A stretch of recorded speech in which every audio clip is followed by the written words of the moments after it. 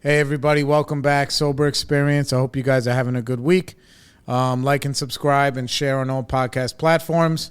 You know, we've been getting more messages. Everybody wants to, where's all the fucking interviews, Bo? So, we've been blessed to get graced by a guy who's part of one of my home groups that I've known for a long time. And, he's really turned a lot of corners in the last year. And, I couldn't wait to really sit down and get to know him on a different level than I do now. Here's our brother Frankie. Frankie, say hello. Hey, everybody. How are you? All right, Frankie. It's bizarre. I got to make pretend I don't know you because nobody knows you except for me and you right now. So first things first, where are you from? I'm from Brooklyn, Bensonhurst. All right. Do you have any siblings, or was it you're an only child? What was it like? I have a half-sister. When my mother remarried, she had a daughter, and my father remarried, and I have a stepbrother and stepsister. All right. Is everybody in the neighborhood, or do people spread out? No, my brother is out in Jersey somewhere. I really don't talk to him much. My older sister, stepsister, she's in Goshen, New York. And my little sister, the one that I'm close with, that I grew up with, she's in Brooklyn on Diker. Nice.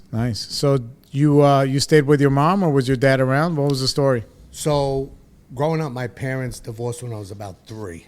And my stepfather came into my life, which I usually, when I'm referring to my dad, I'm usually referring to him. So my father was in my life, but my stepfather was really the one that I lived with and the one that basically raised me. I was on his insurance. He got my teeth done for me. And, nice. Yeah. What was he like? A good guy. He works in housing. He works in Marlboro Projects. When I was little, he worked in Queensbridge. And good guy. Not one of us. Yeah, well, good. Listen, and your mom, what was she like when you were growing up? Strict. She was a tough mom. Fun, but still pretty tough. She worked in the Board of Ed. She worked in the schools. So, how were you in school? Did you play sports, or what were you like? All right, so I was good in school, but I was definitely like a class clown. Right, so good in school, but bad behavior? Bad behavior, yeah, but not like a violent bad behavior, more of a class clown disruption, I didn't play any sports in school, but I did play outside. I was in karate. I played baseball for St. Francis Cabrini. I played football in Parkville first, and then Parkville was a little slow for me. I went to the Hurricanes in Marine Park, and that was rough. That was good stuff. Yeah? I did everything. I was in gymnastics. I did a lot of stuff. Is it because you had a lot of energy, or mom wanted to keep you busy? I think just my mom wanted to keep me busy, to be honest. Yeah, well, we played sports in the backyard all day, too. I grew up on Shore Parkway. Mm-hmm. You know where it is there. And in the backyard, they have there's garden apartments. And they have a big backyard, big grass from, like, end to end. And we used to play tackle football back there, manhunt. And there was a lot of kids growing up. Right. A lot of kids there. Yeah, so did you guys typically just stick with the neighborhood kids, or did you make friends elsewhere? The kids that I grew up with on my block, like in the immediate, area, it's funny because I always think about it. They went to Catholic school. I went to public school.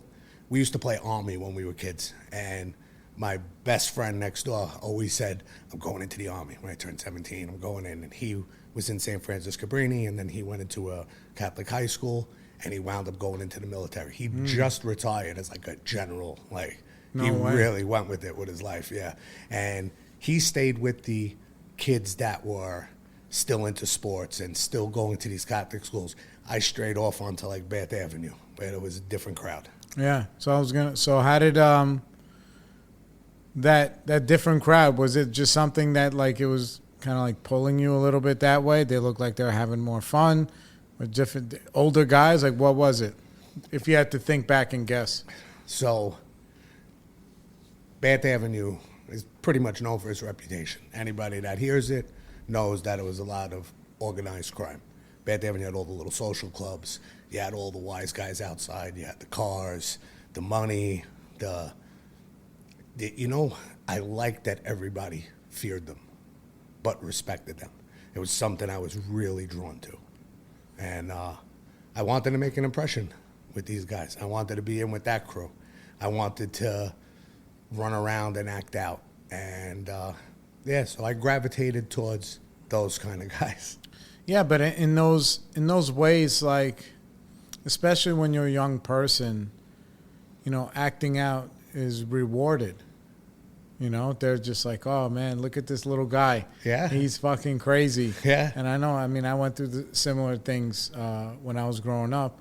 And I didn't know I needed that until I got it. You know, that kind of attention from people you admire. All of a sudden, like, I matter.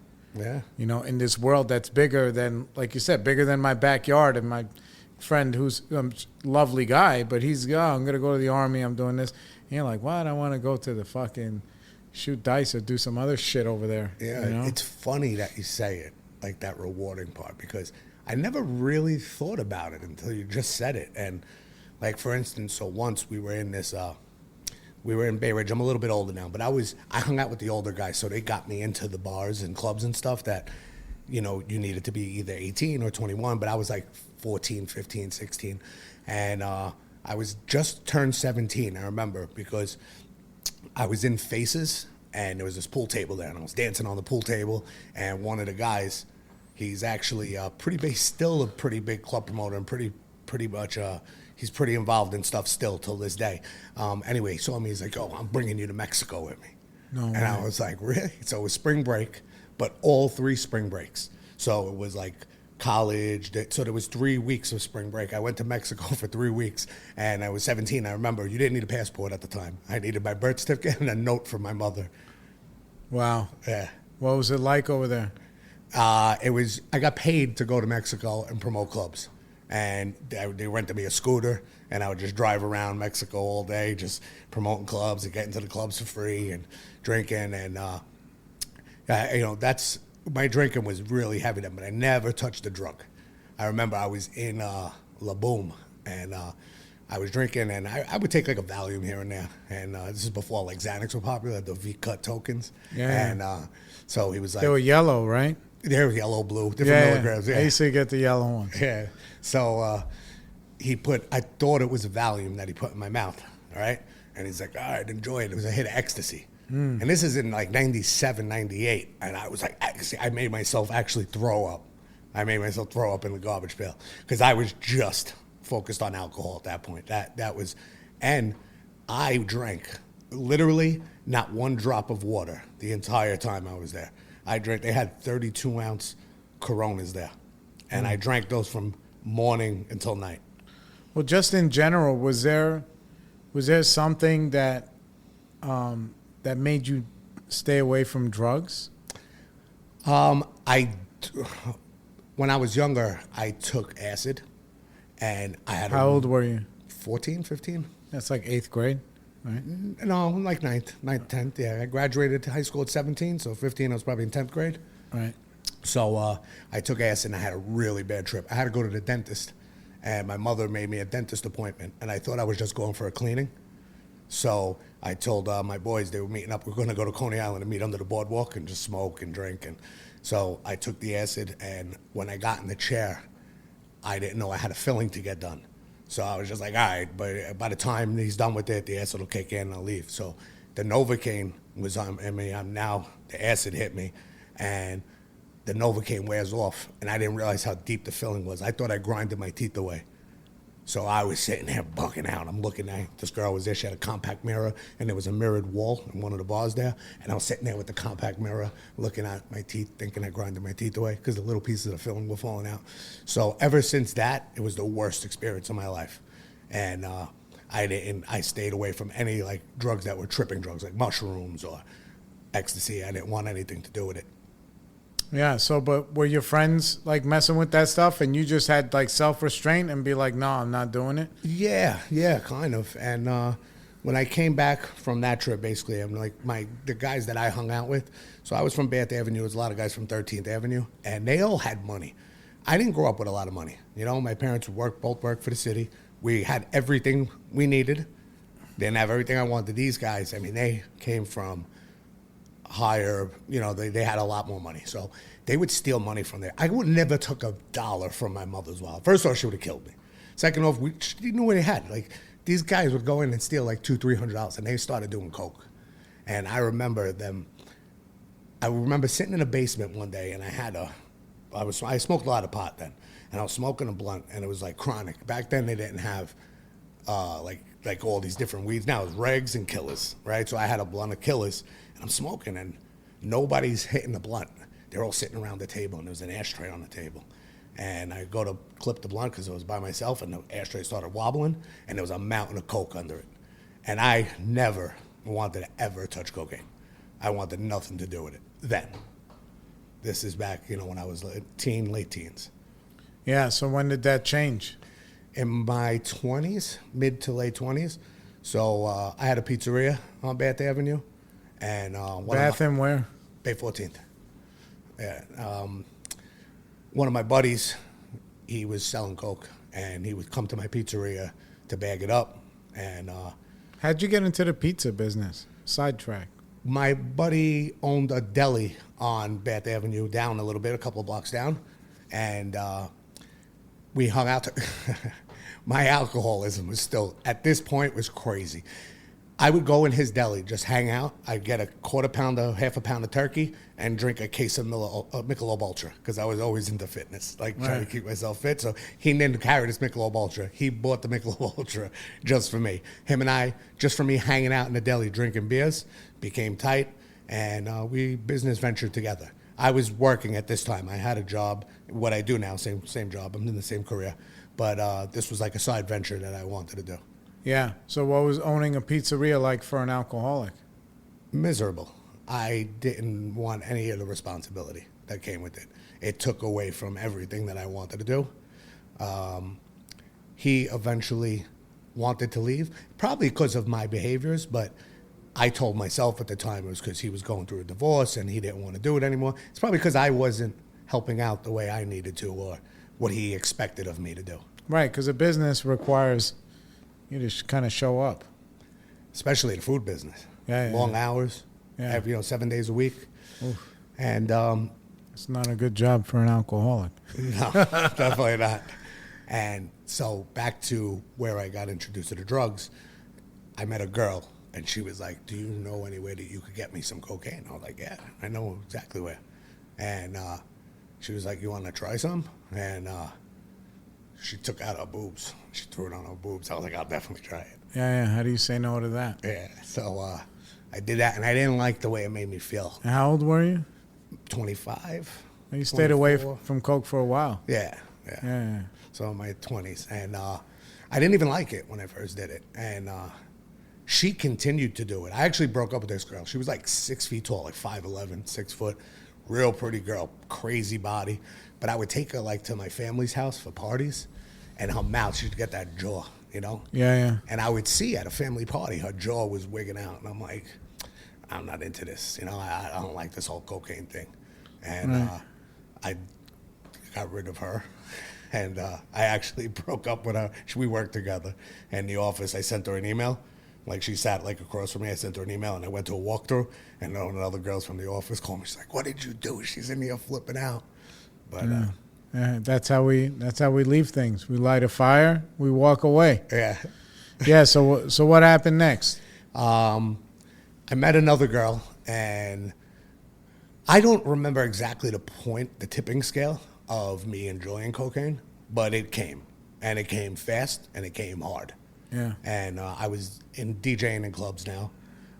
When I was in Bay Ridge, I DJ'd in all the spots in Bay Ridge. Like Monday night, I was a resident at Muse's. I did the place Echelon. But this was like a quick stint. But I was in it, and I was not a DJ. I just walked in and said, I'm going to be a DJ now, and I just DJ'd, and I was good at it. Yeah. And somehow in there, that lifestyle, I started selling drugs, and I started doing it. That and ecstasy, I fell in love with. Absolutely fell in love with. Do you remember the time that you took it and was like, oh, this was not like the last time? The last time I took, because it wasn't acid, I really thought it was going to have the effects that acid That's did. what I'm saying. Yeah. No, but it was warming, and like I got to say, till this day now, I never even think about a drink. The one thing in my head I always said is, wow, I actually missed ecstasy. Yeah. Yeah, it's true. I never really talk about that either. Oh, Probably should. You did now. I mean, for me, just being honest, I didn't care for it. And my wife, she laughs when I tell, we tell we tell our regular stories, and we just tell we just be who we are. And for us, it's not a big deal, but for a regular person, they're like, huh? Because I told my wife, and it's the truth. I said, you know, I didn't really like ecstasy. I probably taken it like, I don't know, 20 times to make sure that I didn't fucking like it. That's how many times I've taken it. And I was like, I would take one, I didn't like it, and I'd take three. They had the barrels, I would take in them. And then the reason why I didn't like it was because the next day I was so antisocial.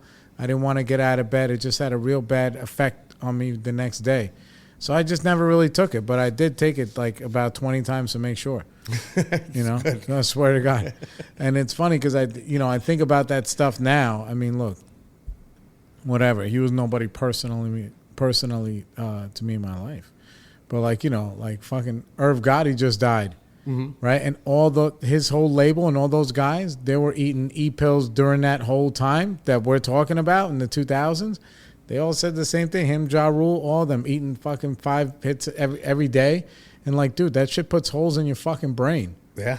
You know? And now this guy, he was in his mid-50s. He had diabetes and, you know, 8 years of ecstasy holes in his fucking brain. And now you wonder why he gets strokes. Yeah.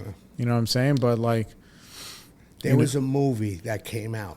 I can't think of the name. It might pop in my brain. But it was about a Hasidic Jewish kid. Uh-huh. And he was smuggling, and it's a true story. And he was having the Hasidic Jewish community bring in pills from Amsterdam or whatever. But he was telling them it was a medication for the Jewish community that America wouldn't allow. So they were smuggling in suitcases. And it was a great idea to get it through customs because nobody was checking these guys. But the guy that was bringing it through him, I knew him, and I was getting hits for like $3 each at the time. I think it was pie. No, definitely not. I if I could think of it. But I know what you're talking about. I want to say Requiem, but it's not. No, that was another. No, that's one. That one, the mom with the fucking shaking refrigerator. Yeah, I can't. Yeah. I watched that movie one time. I can't. You know what's funny? When I was young, I remember that brought back so many memories just now. Holy crap. When he takes the TV and goes down to... Yeah. I used to take my video games and go down to the peddlers in Coney Island where he would take those same peddlers there. I'd sell my video games. Then I go up to Mermaid and I go to Mums and Star and I get nicks and dimes. But that's when pot... And I stopped smoking pot December 21st, 1997. Right. I just remember the day. I had a bad head. It got me paranoid. And that's when liquor really took its toll. Right. Because then now it's not just like whatever. Now it's on. Yeah. Yeah. And drinking wasn't really... It was... I was able to drink at home. Not in the house so much, but my stoop, like my friends as we were older, we could drink 40s on my stoop. Yeah. And, I remember... I absolutely loved alcohol. I loved everything about it. I didn't know I was alcoholic, so to speak, but I knew I drank differently than everybody else. Right. Yeah, I think they always say that's part of the disease is that, you know, you can drink in a way that other people cannot. And so you're like, wow, this guy, he's in trouble. He's pissing on himself. He's throwing up. He's whatever. Me, when I drink, it's like a stimulant. Like I drink and I'm like, 10 drinks, I'm ready to go. Yeah. And most people, if they can even have 10, they're going to be on the floor sleeping. Yeah. I could drink for days without, without sleeping, without stopping. Yeah, absolutely. But I learned that in recovery. Holy Rollers. That's the name of the movie. That's the name of the movie, yeah. Yeah. For some reason, I thought they were coming through the airport with all that stuff in their suitcase. Yeah, I remember that. Yeah. That was a while ago. Yeah. Sounds good. All right. So alcohol's taking off. You're taking drugs, ecstasy, cocaine, DJing, spiraling. Yeah. But I held a good job. Right. So to me, it was okay. Right. You still living at home at the time? No, I moved out early. I moved out my late teens. Right. And I was forced out. Did you stay in the neighborhood or where'd you go? I went around the corner. No. Yeah. I got an apartment around the block. Hi, Ma. Still went over for dinner. But, so the drugs, when in the club scene, I met a girl, and this is the mother of my daughter. I met her. She had 2 children. And when we got together, I said to myself, this lifestyle has to go. I need to be focused. She has children. I loved her. I still love her. Mm-hmm. And that lifestyle had to go. And it became secretive now. Was she also partying too, or no? Not at all. Half a glass of wine. Yeah, it's not a good partner. Yeah. So, but she had her kids. She Right. still had her family in Staten Island. She worked. So a lot of the time she wasn't around as much. So I snuck it, but she knew. And that's when I first found AA. That was my first trip to AA. Yeah. I went into AA for basically a coke problem. Yeah. Did she tell you to go, or how'd you find it? No, you know what? I don't even remember how I found it. But my little sister came with me, the one that lived in Dyker. She took me. I couldn't hear a damn word. Right. I was at Free Spirit. Yeah. And they had the fans going. Yeah. I couldn't hear a word. But I gravitated towards this one guy. I don't know. There was something. I heard him. And his message was like, and I remember him growing up. He was a maniac. And he had I think 9 years sober or 7 years. And I was like, that guy's sober? I can't believe that. Right. And I wanted to know more, I wanted to know more. I wanted to make my ex happy. And I tried for the first time. But I wasn't willing to give up everything. I wasn't willing to talk about any of the problems that I had with my girl to my sponsor. I tried to get a sponsor. I did the meetings, but I wasn't ready to let go of still hanging out with certain people. Yeah, like the basics, like people, places, and things. Yep. So tough. And I would do my inventories on, and I was introduced to inventories on my second step when I first came in. My first step, I was on it for 2 months. I even snuck a couple of beers in between. I never said anything though. I would say, yeah, I got this many days sober. Right. And he would say at the end of the week, I'd read both my inventories, and he'd say, so you had no problems with Trish? None whatsoever? And I was like, yeah, but I don't want to tell you about them. So I was holding on to things. I didn't know how the program worked. Right. I still wanted to work things my way. I manipulated everything my whole life. I actually graduated high school with a high school diploma and did not deserve it. I went to mini school, which I was supposed to get credits that go towards a GED. And at that time is when they opened up off-site educational schools.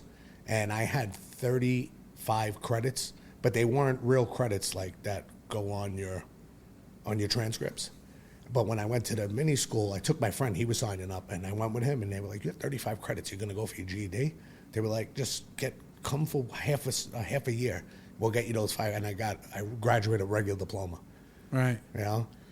Yeah, I mean, the thing is that also, I had a similar story. I had a problem getting out of high school. Then I ended up getting out early because I was sent to a place. Mm-hmm. But, we don't, it's not even that, number one, we don't know how to be honest. But I think that we don't know how to be ready. You know what I'm saying? Mm. Like if you wasn't ready to share that with the guy, there's nothing he could have said to you. You know what I'm saying? You wasn't ready. Yeah. You were ready to do this thing and not knowing that this thing is fine, but it's only going to get you this far. Mm-hmm. And then what happened? Eventually you ran out of road? Yeah, well, he was very, very big book oriented. Yeah, by the book, because he's, it saved his life maybe. Yeah. So what I heard from him was the very thing that's keeping you sick is you're not telling me and I'm not going to be able to help you. What I heard was break up with your girl. That's what I heard. So yeah. I made a choice. I was like, it's either leave her and do AA or stay with her. So I opted to stay with her. Right. And I stayed sober for a couple of weeks, just on White knuckling it. Yeah. And the little bit of information that you had. And my life got good for those couple of weeks. It did. It did. And then I still knew that there was that hope there. Like, I watched it. I saw a little bit of change. But I totally turned my back on it. And I would pop in here and there when I got really, like, bad. I'd pop in, come for a little bit. You know, you saw me. 30 days. Yeah. I always loved seeing you. I didn't like seeing everybody. I felt like, you know. But honestly, it's the only place where I feel like I came, and even though I was coming back, I knew nobody was judging me. Oh, at all. I knew it. Like, my heart actually knew it. Well, because the thing is now, you know, because you're on this side, you don't see somebody and, you know, they're wherever they're at. They come back. You're actually happy to see them. Yeah. And they don't believe it. They're like, oh, my God, are you okay? You made it back. You know, have a seat. Yeah. Get some fucking cookies. Get some coffee and relax, you know. So you bounced in and out for a while. How were things going with the lady when that was going on? Is this when your daughter was born? No, not yet. We were still living in Brooklyn. Things were okay.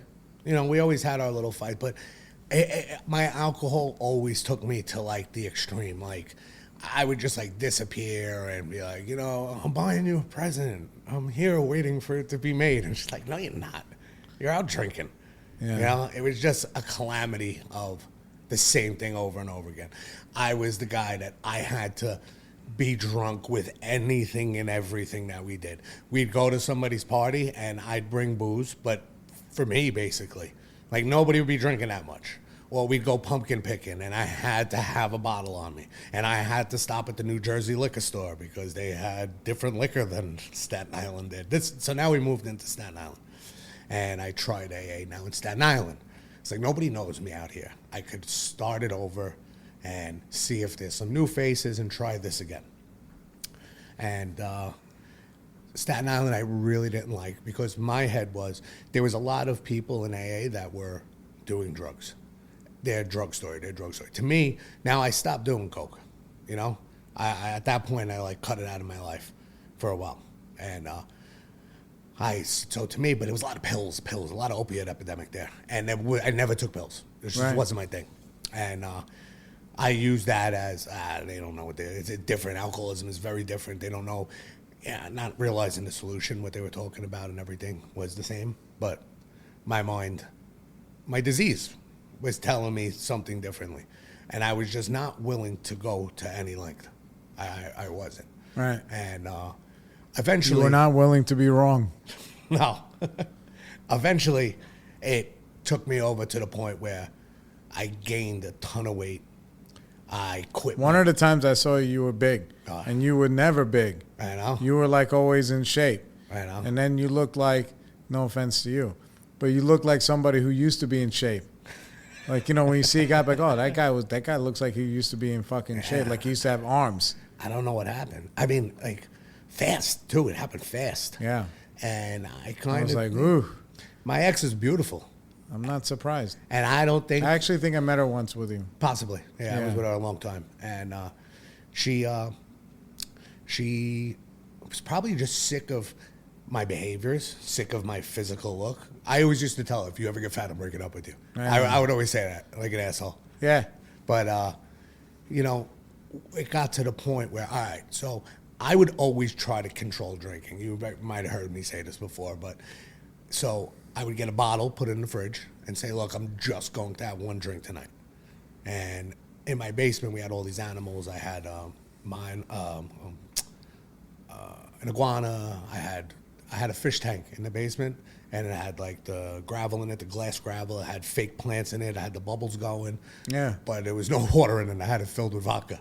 No way. So I would just go downstairs and scoop out of a cup of vodka out of the fish tank, because she would start finding me falling asleep with bottles tucked behind the couch and bottles stuff. Like, just, I would forget that I even left the bottle. I didn't even remember drinking that bottle. Right. And it got to the point where I had to have some liquor in the fridge too, because I'd start to wake up with a little bit of shakes. It was getting scary. Yeah. So what happened next? We wound up splitting up, and was it bad? It was. It wasn't brutal, but it was bad. It wasn't, you know, It wasn't terrible, but it wasn't great either. And we got into a domestic dispute. No hands, like I wasn't, it wasn't like that. There wasn't an abusive relationship, but she left and I was just alone. I was in this house alone. We had my daughter maybe 3 years early. Now, my daughter was born, she was a preemie.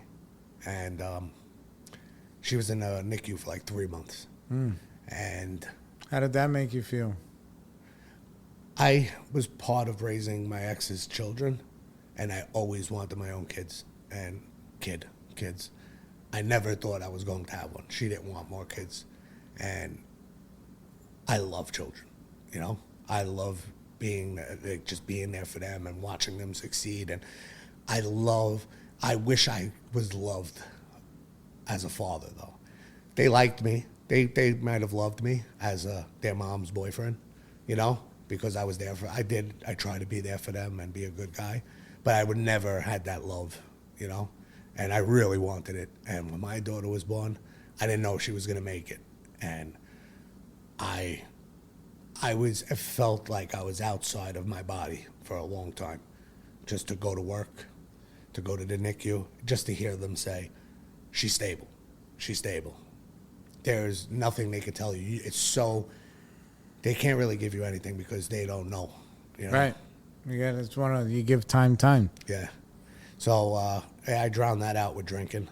But I was always the guy that could drink and get up and go to work the next day, Yeah. And be in a position in an office where they knew what was going on, but I was so good at what I did that it was kind of accepted a little bit. Right.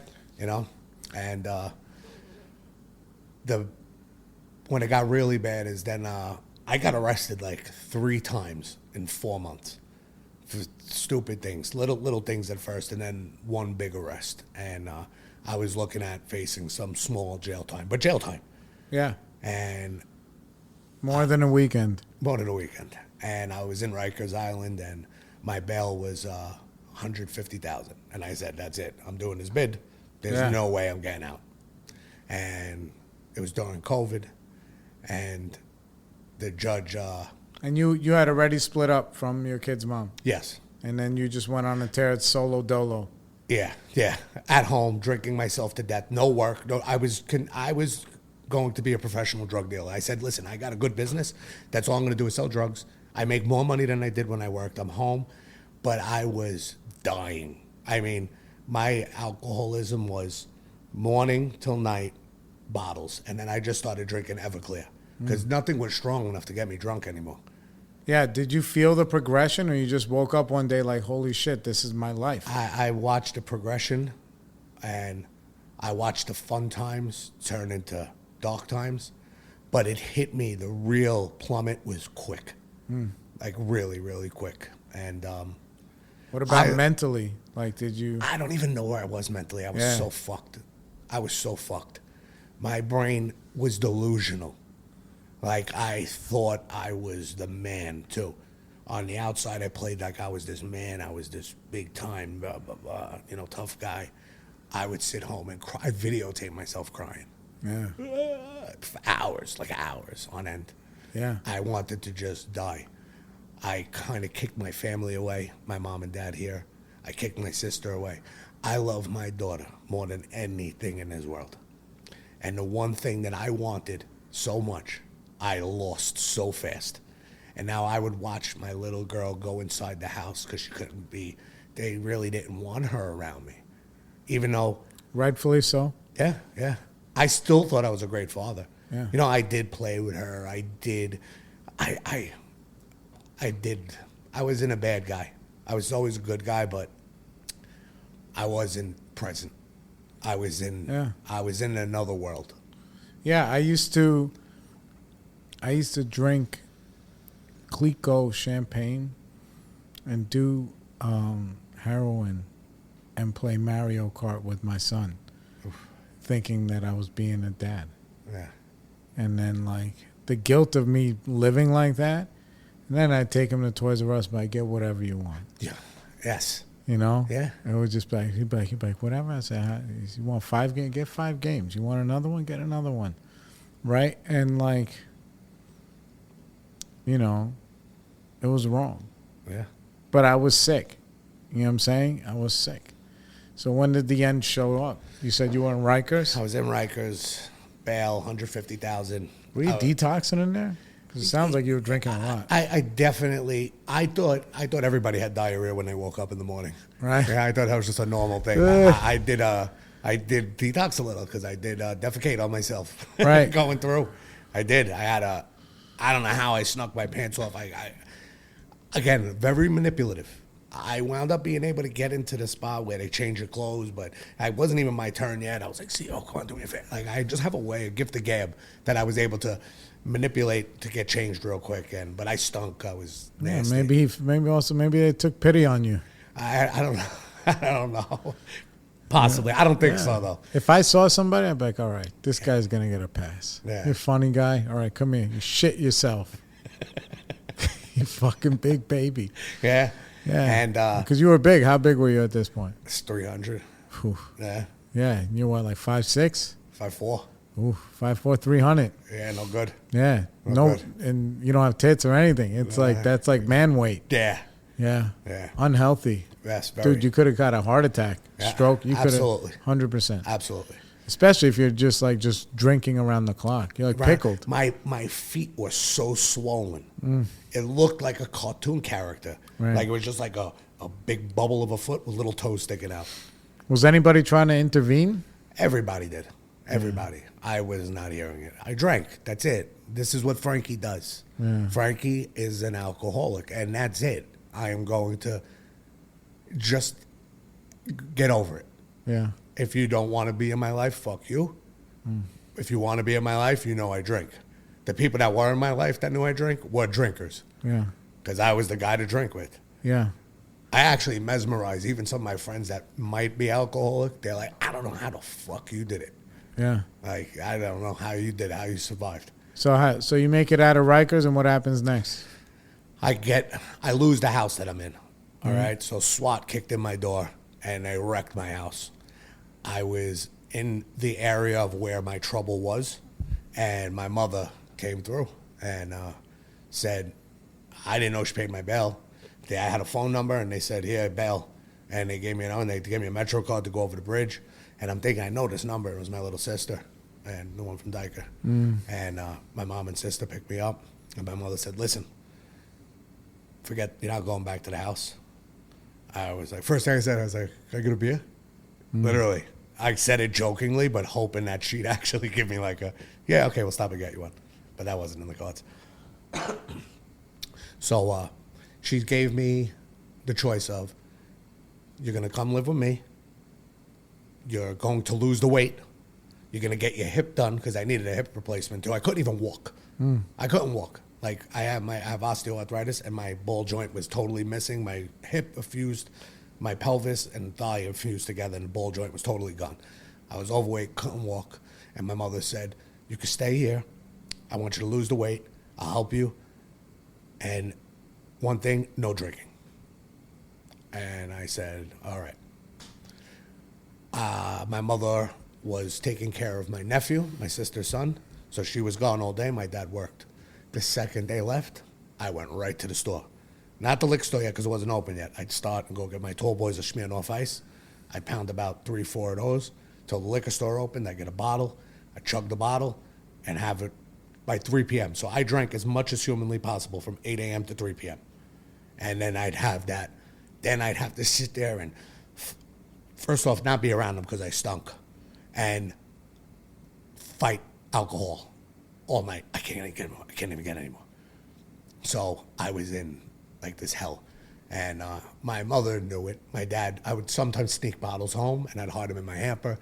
And if I go out for a little bit and come back, there'll be a bottle just sitting on my dresser. Yeah. You fucking asshole. By the way. Yeah, fucking asshole. And my daughter would come stay with me every weekend. And I would go out with my daughter and go to the park and make sure I was loaded up with alcohol at the park. And, but still do everything. I'm the great dad, We're over there, Dyka? I would go to Dyka, I go to 17th Avenue, I go to Bay Street. I was just like a fucking homeless guy with a home, with his little girl, good daddy of the year, Oof, hurts. Yeah. Yeah. And my parents went away for an extended weekend, and I got a gallon of Everclear, and I said, this will last me the weekend. So now I'm going to get the hip surgery. I started to lose weight. I went on keto, so I would drink Everclear and Crystal Light. That was no drink. carbs. Yeah. Responsible. No bagels. Only Everclear. So Everclear, Crystal Light. And this, before they even left for vacation, right, I said, this bottle lasts me. I'm already tapping into it. They didn't even leave the house yet. I'm already boom, boom, boom, sipping it. I killed the gallon of Everclear in like 4 to 6 hours. Done. I don't remember. That was the only, I might have blacked out before, but nothing of circumstance. My daughter saved my fucking life. She called her mother and said, Daddy is acting crazy. Her mother or sister, I don't even know who came to get my daughter. I think it was her sister. Came, picked up my daughter. My ex called my mother, and my mother said, I'll deal with you when I get back. It took me about 2 days just to sober up from that. And she told me, when she got there, she said, you're either, now I'm on probation. I never got sentenced for that arrest. I wound up getting probation out of it somehow. And she said, I'm either going to tell your probation officer that what you're doing, and you could go back to Rikers, do your time, or you're going to rehab. And I was like, no, please. I begged. I was like, I'll just go to meetings. I'll do it. And she's like, no. She's like, no. She's like, she goes, get it. I'm going to bat you out. This is literally what she said to me. I'm going to bat you out. And she doesn't talk like that. Yeah. And, people don't know. Elaborate what that means. She's going to go inside, grab a bat, and hit me in the head with a bat. There you go. And she doesn't talk like that. And my mother has experience with this, too. And my mother is a long time, 17, 18 years, hasn't touched a drink. So she, one of the women that's in the rooms, helps people get into rehab. She's telling me, Frank, now she's trying to sell me on it. The anger went away, and she consoled me and said, it's St. Christopher's. It's a good place. I promise you, go there. I had my hip replaced. I lost the amount of weight to get it, but I was still drinking. But I had the hip replaced. I just had the hip replaced about a month and a half before this. So I'm still on a cane, and she's like, you're going to go to rehab. And I finally, I gave in because basically I had to. I had nowhere else to go. I had no job. I had no home. I had no car, no kid, no girl. Me on the couch. I had a room, and I went to St. Christopher, and the miracle started. My journey began. How old were you? I was 43. So I went, my sober date is April 24th of 2023. So I'm just about 22 months sober now. So what happens when you get to St. Christopher? All right. When I get there, it was very strict. They had you had to dress a certain way. You had to have a job. You had to be up for dinner at a certain time, breakfast, lunch, dinner, online, quiet. You had to go to every meeting. You had to attend groups. And I just seen a lot of people like, this is my fourth time here, fifth time. I was like, I don't want this. I can't do this. I don't want to come in and this is my life now. I was such a successful, remember, I was DJing in Atlantic City. Donald Trump was there. Tom Brady was there. Paris Hilton. And I had all this money and a job and a pizzeria and life. And now I'm in rehab with nothing. And I said, I can't do this again. There was this guy from 20th Avenue. I knew him from 20th Avenue. I was from Bath Avenue. So our crews actually used to beef when we were younger. But he's sober a few years and became a security guard up there. And we became one. And he was like, listen, I said, I don't know how to do this. I was like, I miss my daughter so much. My daughter throughout all this is my life. Like, I love this kid more than anything ever. And I was crying to him, and he's like, there's a hill up there called Serenity Hill. He's like, go up there, try to meditate for a minute, 2 minutes. I went up there, and something came over me. I didn't have a spiritual awakening, but I had an experience. And I said, I'm going to be okay. I'm going to be okay. And I said, Frank, just do this. And everybody's telling me you're going to be a better father when you get back. You're going to be this when you get back. And I said, I'm sticking with this group here that was trying to get sober, which I still talk to these guys these days. I was just telling my mother, about 7 out of 10 of them that I hung out with, they're still sober now. Oh, it's beautiful. Yeah. So while I'm in there, I followed the rules. I became a law-abiding citizen, basically, up there. Like, I did what they told me to do. I participated. I focused on AA. And one of the guys there, I asked him, will you help me, like, sponsor me here? I want to do this work. I know that there's something in this work that has to be, you know? I said, I can't do this anymore. And it was Father's Day, and I get a letter from my daughter. Now, you're allowed 3 phone calls a week, but me, manipulative, I got 5. I was able to get the phone every day. I manipulated that, too. And I would just call my daughter for 30 seconds, like, real quick. Baby, I love you so much. Please don't be mad at me. Are you mad at me? Please don't be mad at me. And I get a letter from her on Father's Day, and it says, Daddy, happy Father's Day. I miss you so much. I drew you all these pictures. And she says, I'm not mad at you. Stop asking me. I'm so happy that you're getting better. She goes, just promise me you won't do this again. And I said, I can't. I couldn't make a promise. I knew me. I've tried this so many times. And I said, I'll promise that I'll do everything that I'm taught to not do it again. And I stood the rest of the rehab time there really reading, doing groups, 2 AA meetings a day, and staying with like-minded people. And people, places, and things. Yeah. But on the good side of that coin. Yeah. And my daughter is on the way home from rehab. So I went into my second step with the sponsor. He said, that's as far as I could take you. To a third step, sorry. He said, this is as far as I could take you in the work. You know, get a sponsor when you get back. And he goes, and everything I kept hearing, they said, people that were leaving that day, get to a meeting as soon as you walk out of here. The success rate is X amount higher if you just go. So instead of going to see my daughter, I went right to Free Spirit. I passed over Staten Island. I went to 20th Avenue. Free Spirit moved over to 20th. I went there, met with little Danny. And said, hey, Frank, I'm an alcoholic, and I just got out of rehab. And that's where this journey began till now. And then I ran into you guys at our little place. Yeah. And, you know, to see you and Chris was just like, man, these guys are still fucking sober. And the smiles got bigger. And you just actually... You got smaller. I felt the love from you guys. Yeah. Like you guys, I finally felt like accepted somewhere. And for people that know what it's like to be on the other side, like not the guy that goes to the army that was ready straight edge from day one. You know, I'm with the Island of Misfit Toys that found a way out. And I watched you guys, and I got my sponsor, and I dove into the step work. I got my commitments. And, you know, I open up a meeting every Friday. I'm there every Friday. I missed it once in the past 22 months. And I did the work, and I reach out to alcoholics every day. And the job that I quit, I got back. I got my daughter in my life full swing. Like, you know, I'm moving back to Staten Island. Got the apartment. I got a new car. And these are material things, which is great. I mean, you want these things. You said something the other day that I wanted to be like, oh, yeah, that's so awesome. But I didn't want to jump in while you were talking.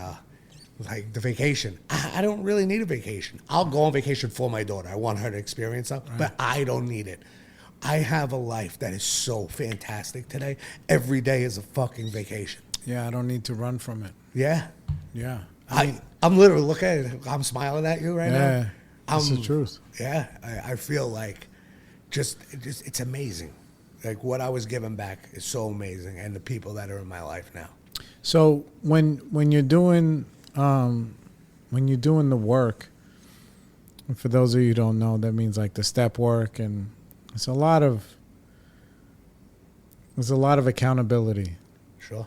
You know what I'm saying? When you're doing that stuff. And then you know when you're like bullshitting, and you have these moments where you're like, oh my God, I'm not bullshitting. Yeah. You know what I'm saying? And for me, those were pivotal moments for me. Like as I was, because remember what we were saying before, like we didn't know how to be ready. Like nobody teaches you how to be ready. So just one day you ready. And then how to be honest is what the step work does. It teaches you how to be honest and see the truth about yourself, no matter what it is, and what you can do to change that truth. You can be like, this is what I did. And if I don't change, then that's who I am. But if I change and I just start making a little different choices, maybe I start going to bed earlier. Maybe I start doing all these different lifestyle things. I start calling other people. I start letting people get to know me like a little bit at a time. Mm-hmm. You know, then that's who you are now. If I didn't clean up that aspect, those parts of myself, or the wreckage that I caused, there's no way I don't think I'd stay sober. Like if I just hung around and, you know, stayed with sober people, it might feel good for me, but I'm the type of person that I'm always causing some sort of chaos somewhere that somebody has something on me. Yeah. Like, so I always have to go out of my way and feel this, you know, knot in my stomach. Like, for instance, now at work. You know, when I was at this job, I was there for years, and I was always doing something outlandish, and I had to make sure at work, like these people, I didn't fuck with them because they have something on me, or I'd be right in the crowd gossiping. I changed all my ways around, and I don't do anything to put me in that position anymore, and I just walk free. Like I walk free. If I made an error and I was ready to just cover up the error, I could have hit it. I didn't have to tell the customer I made an error. I could have, because I don't want anybody. But I just said, you know what? I made an error. I reached out to the customer. I said, I'm sorry. I underquoted you with something. Here's the real quote. And I didn't have to start the lies and start the deception.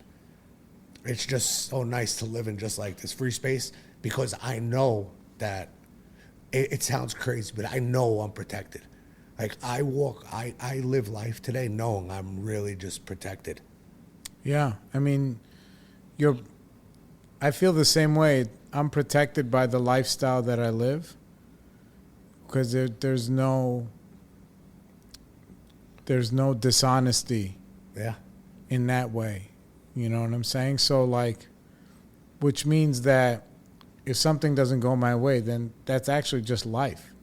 It's not something that I set in motion by jerking somebody around or by lying to my wife or doing something, you know, whatever. I didn't set those chains, I didn't set that in motion. And that's where the freedom is, where it's just like, I don't have a lock on my phone. I don't have one. You know what I'm saying? Yeah.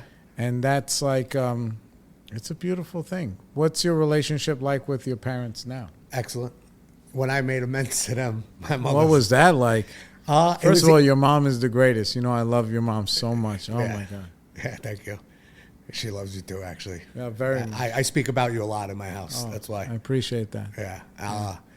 She told me it was pretty easy, actually. And she made it easy, and she could have pulled out the fucking checklist. Yeah, you know what she said to me? Frank, just keep doing what you're doing. You're the best you've ever been in your life, which was incredible.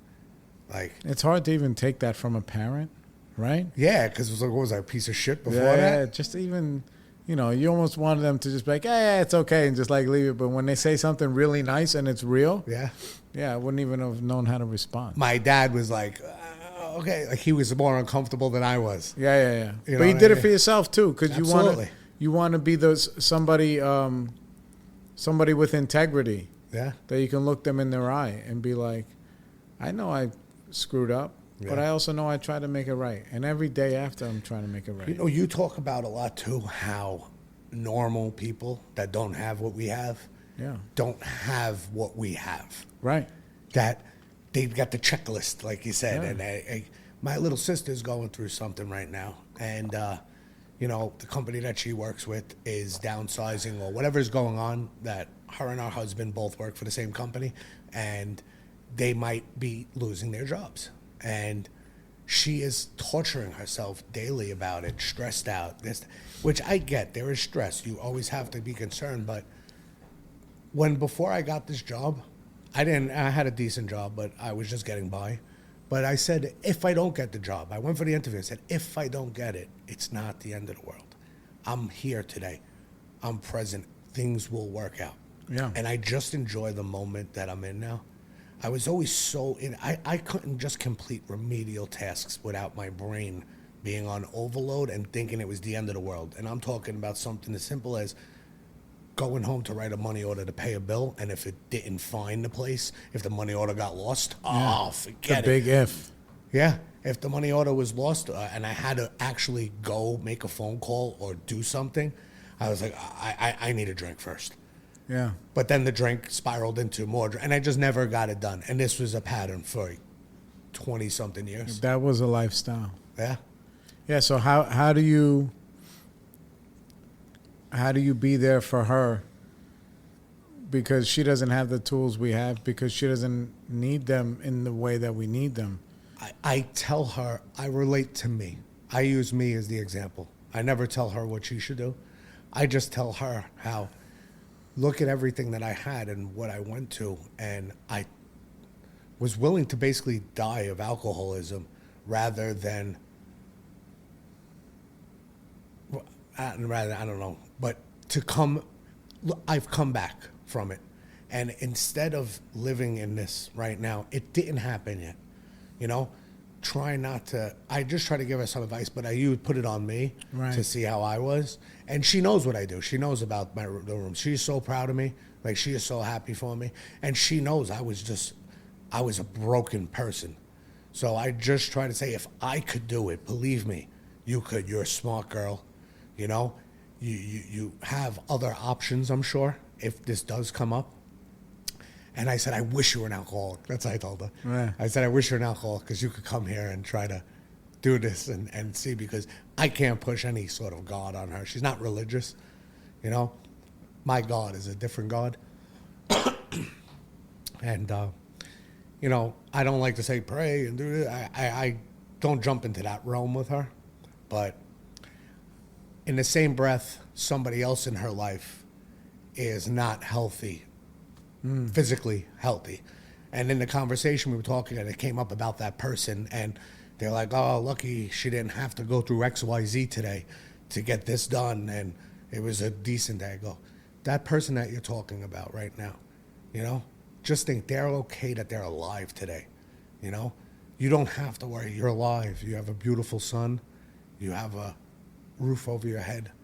You know, it's not everything, but I could see it taking a toll on her. And she cares about me so much, and I love her a lot. So I've been praying all day for her.